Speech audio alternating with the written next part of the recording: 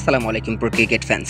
দর্শক, ভিডিও শুরুতে সবাইকে বিজয় দিবসের শুভেচ্ছা জানাচ্ছি এবং এই বিজয় দিবসের দিনে আমাদের বাংলাদেশ ক্রিকেট দল ওয়েস্ট ইন্ডিজের বিপক্ষে টি-20 সিরিজের প্রথম টি-20তে কিন্তু 7 রানের একটা জয় পেয়েছে, যেটা অনেকটা বেশি আনন্দ ফেলে দিয়েছে বাংলাদেশে ইতিমধ্যেই।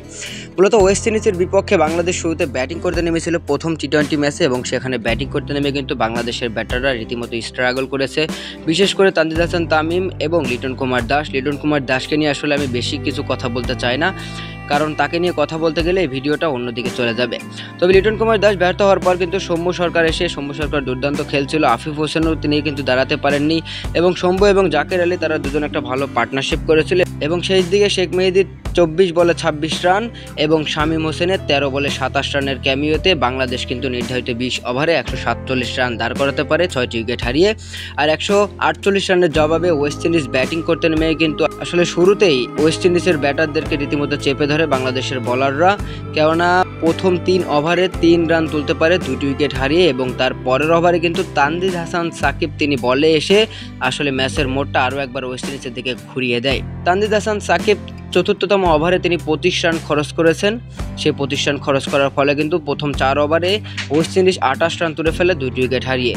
তবে সবকিছু ছাপিয়ে কিন্তু বাংলাদেশের বলাররা দুর্দান্ত বোলিং করেছে। আপনি বলতে পারেন শেখ মেহেদীর কথা আপনাকে এখানে বলতেই হবে, কারণ এই বলারটা কিন্তু 4 ওভার বল করে 13 রান খরচ করেছে, 4টে উইকেট তুলে নিয়েছে।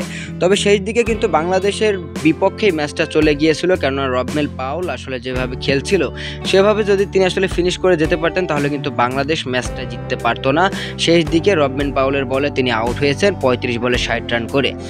ওয়েস্ট ইন্ডিজের আর কোনো ব্যাটার সেরকমভাবে দাঁড়াতে পারেনি, একমাত্র জনসন চার্লসের 20 রান, রোমারিও শেফার্ডের 22 রান এবং রবমেন পাউলের ওই 60 রানের উপর ভিত্তি করে কিন্তু ওয়েস্ট ইন্ডিজ নির্ধারিত 20 ওভার হওয়ার আগেই 140 রানের মধ্যেই 10টি উইকেট হারিয়ে ফেলে। আর যেখানে লাস্ট 2 ওভারে 18 রান দরকার ছিল এবং লাস্ট ওভারে কিন্তু 10 রান দরকার ছিল, যে হাসান মাহমুদ দুর্দান্তভাবেই কিন্তু তিনি এক বল হাতে রেখে 2টি উইকেট তুলে নেয়, বাংলাদেশকে একটা জয় উপহার দেয়। আর এই ম্যাচ জেতার ফলে কিন্তু বাংলাদেশ সিরিজের প্রথম টি-20তে জিতে সিরিজে 1-0 ব্যবধানে এগিয়ে গেল ওয়েস্ট ইন্ডিজের থেকে।